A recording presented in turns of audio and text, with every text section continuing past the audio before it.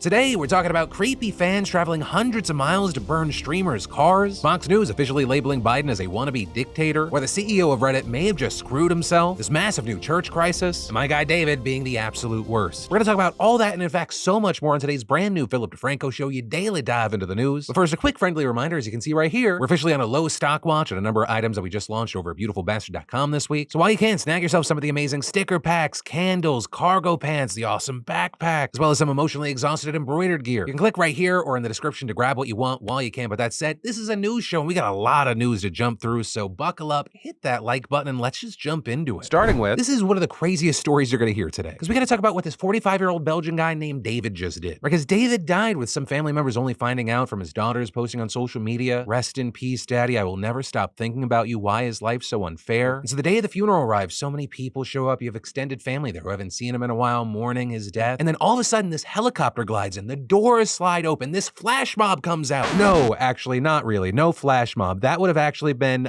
tame, because what actually happened is that David stepped out like, "What up, bitches?" With people hugging him and crying him, all of them shocked to see him alive. And as it turns out, David pulled a little stunt. He did a little prank, convinced his relatives that he was dead. He faked his death because he said he felt underappreciated by his relatives, saying he never seems to get invited to anything by them. Which, David, yeah, if this is the kind of shit you pull, I wouldn't invite you to things either. But I will say, David did say something that I think people need to hear. It does not excuse him, but people need to hear it. He said, "Nobody sees me. We all grew apart. That's why I wanted to give them a life lesson and show them that you shouldn't wait until someone is dead to meet up with them." Which, if you've watched this show over the last 15 years, that's a common thing we talk about. You know, love who you have while you have them, because you never know what's around the corner. Life is to be lived. It is meant to be experienced. It is meant to be shared. But for David specifically, I think this was not an okay move. Like, I'm glad at the very least his wife and eventually his kids were in on the scheme. But genuinely, this is one of the most batshit crazy things a person could do to people they care about. Which is also why you have many people online right now calling him cruel, saying this was excessive, but also some people kind of enjoying the show. Which is why with this story, I also got to pass the question off to you. Whether you agree or disagree with me, what are your thoughts on this story? And then a fan traveled 700 miles to set a Twitch streamer's car on fire. So this is Kylie, also known as Just Foxy. She has 593,000 followers over on Twitch, and she posted a video explaining this horrifying situation, saying 2 weeks ago while she was on vacation, she gets a call from her mom in the middle of the night, with her mom getting straight to the point and saying, "I'm sorry, someone set your car on fire." With Kylie obviously super scared, not only because of her car, but her mom and her animals are inside the house, and she goes to take a look at the security camera footage. I went to look at the cameras and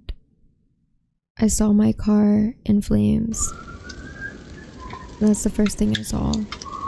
I just couldn't believe that I was watching my car that I worked so hard for just burn. But they're saying not only does she not understand why someone would do this, but also why someone would travel 700 miles to do so. But adding that it could have been worse, right? The cameras caught it in action. You also had the firefighters responding quickly, which she was very grateful for. But most importantly, in addition to the fire not spreading, no one was injured, and the guy who did this has been arrested. Still, obviously, this whole situation has affected her. We're all traumatized in ways that I would never be able to describe, but I'm just glad everybody is safe. And notably for Kylie, this wasn't the most unexpected thing, because she's actually been streaming less and less because she's been dealing with stalker issues over the past year and a half. I've always loved streaming so much, but it's so hard to even feel motivated when all of this is happening. Well, obviously, I'm happy that everyone's okay here.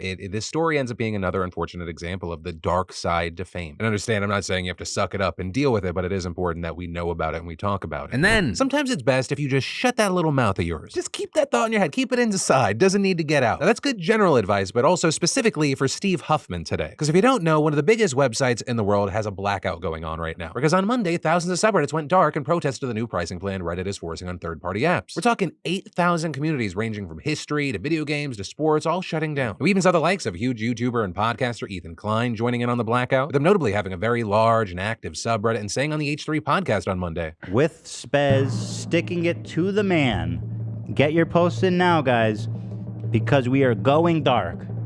Why? Because Spez is a douche." Save changes. Okay.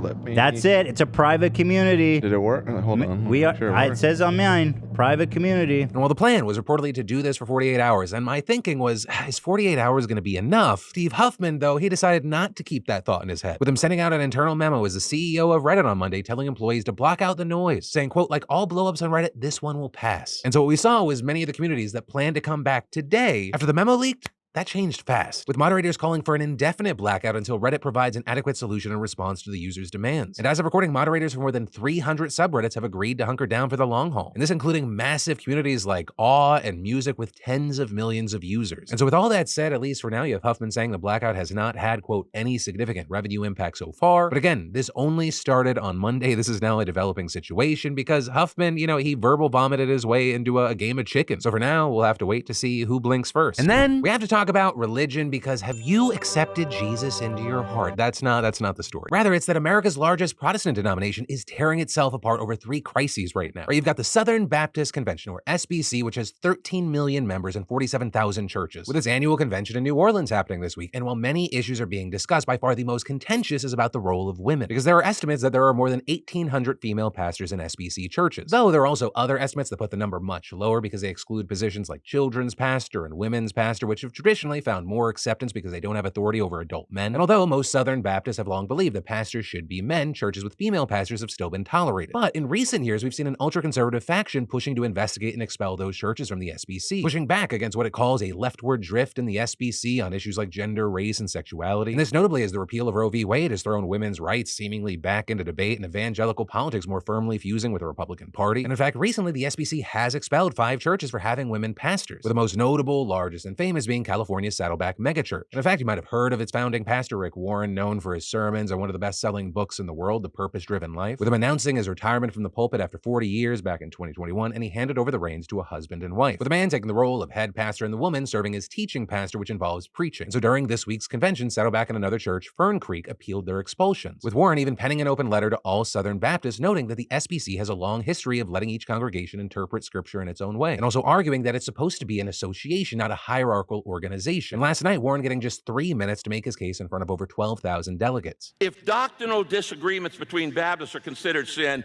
we all get kicked out. Now, the Baptist Faith and Message is 4,032 words. Saddleback disagrees with 1 word.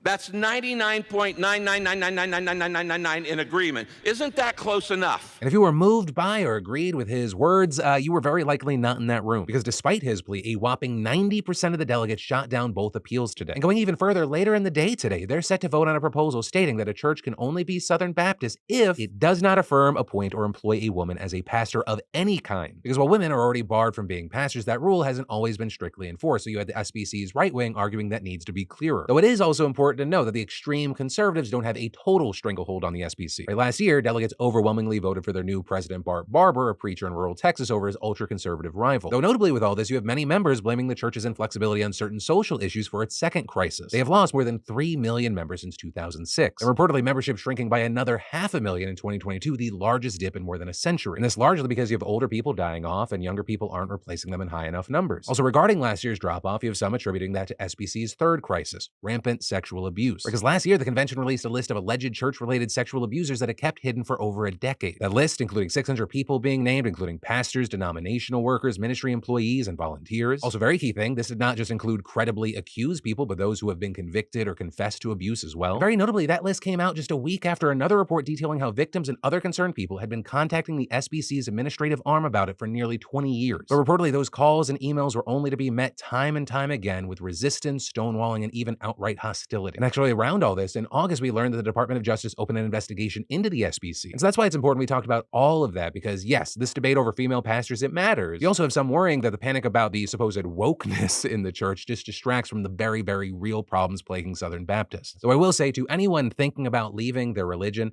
Philantology welcomes you. We don't have many rules. Most of it is mind your business. Or if someone is something or someone does something and it's not hurting anybody else, peace be with you. And also, free ice cream on Tuesdays, which I know it's Wednesday, you missed it, but 6 days from now, ice cream time. Did this little bit at the end alleviate how fucking heavy this story ended up getting? No? Okay, moving on. And then we just got a huge update on the Alec Baldwin Rust shooting. It was late 2021 when cinematographer Helena Hutchins was fatally shot on the movie set, Alec Baldwin holding the gun. There was a lot of blame being thrown around, a lot of finger pointing. And now, according to a recent filing from prosecutors, the armorer that was on the set of Rust was likely hungover that day, with witnesses claiming that the armorer, Hannah Gutierrez Reed, was drinking heavily and smoking marijuana marijuana in the evenings during the shootings of Rust. And the filing going on to say, it is likely that defendant Gutierrez was hungover when she inserted a live bullet into a gun that she knew was going to be used at some point by an actor while filming a shooting scene with other actors and crew members. With that gun and bullet specifically going to Alec Baldwin, who was handling the weapon when it fired. And remember, it didn't just kill Hutchins, but also injured director Joel Souza. Now, for her part, Gutierrez Reed will be pleading not guilty to 2 counts of involuntary manslaughter. Her lawyer also slamming the charges against her, accusing prosecutors of mishandling the case, and claiming the case is so weak that they are now resorting to character assassination tactics to further taint the jury pool, and claiming the investigation and prosecution has not been about seeking justice. For them, it's been about finding a convenient scapegoat. Also notably with all this, as far as how things stand with Alec Baldwin, you might remember that prosecutors dropped the charges against him earlier this year. That also doesn't mean he's completely out of this, because prosecutors will decide if they want to recharge him sometime over the next 2 months. And then, as a lot of y'all know, I've been habit stacking by making small changes to my lifestyle. And every little bit, it goes a long way. For example, last year I started by cutting back on sugar, increasing fiber. Next, thanks to the fantastic sponsor of today's show, Seeds DS-01, which, by the way, I keep here at my desk, I really started thinking about my gut health and how that pertains to my general health. And so for the past year, I've started every morning with a tall glass of water to wash it down. Which, boom, even that, another small and intentional habit. And, I gotta say, after a year of taking Seeds DS-01 Daily Symbiotic, it's the real deal. It's provided me with healthy regularity, eased bloating, and it doesn't stop there. Because Seed also promotes heart health, immune support, and more. Plainly put, probiotics are a science. It's important how they're developed, manufactured, and vetted with scientific rigor and precision, and Seed is the only probiotic I trust. And thanks to Seed's ViaCap delivery technology, a unique capsule design, the probiotic strains actually make it into your colon with an average 100% survivability rate. And best of all, Seed is offering you 25% off your first month. You'll receive this 30-day supply, refillable glass jar, and travel vial. And after that, they send sustainably packaged refills. So go to seed.com/DeFranco and just use code DeFranco at checkout to get 25% off your first order of Seed's DS-01 Daily Symbiotic Plus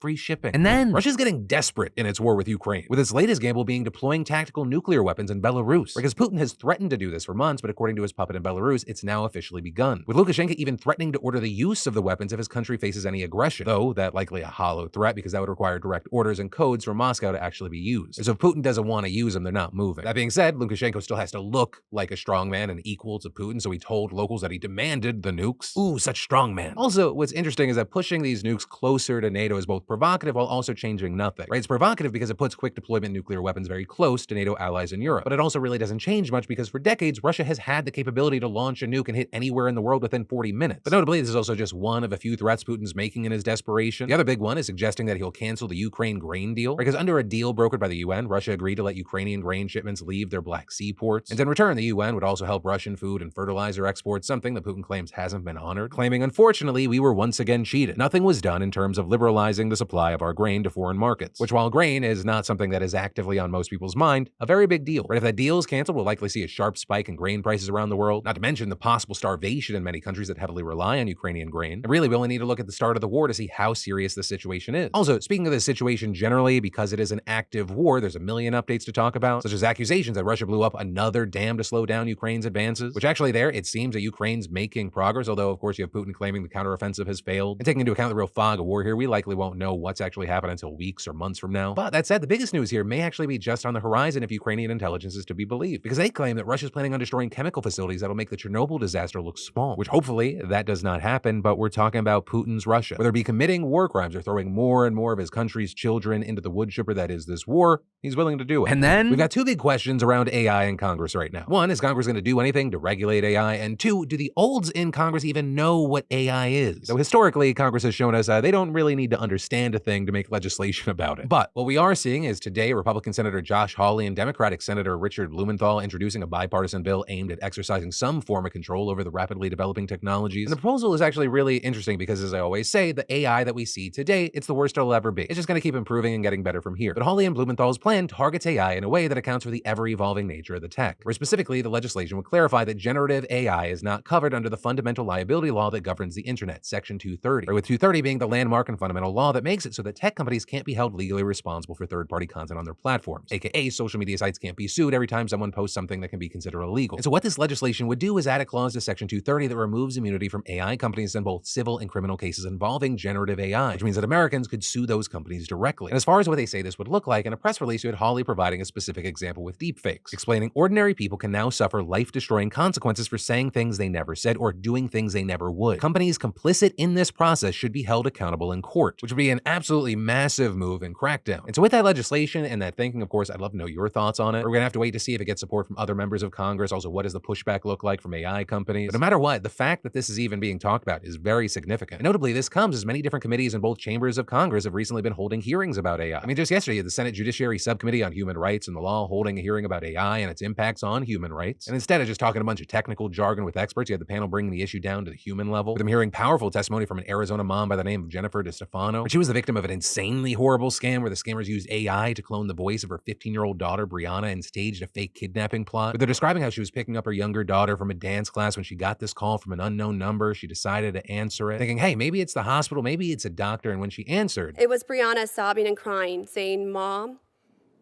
At first, I thought nothing of it and casually asked her what happened. Brianna continued with, "Mom, I messed up," crying and sobbing continually. Not thinking twice, I asked her again, "Okay, what happened?" Suddenly, a man's voice barked at her, "Lay down, put your head back." At that moment, I started to panic. My concern escalated as I demanded to know what was going on, but nothing could have prepared me for her response that she gave me next. "Mom, these bad men have me. Help me, help me, help me." She begged and pleaded as the phone was taken from her.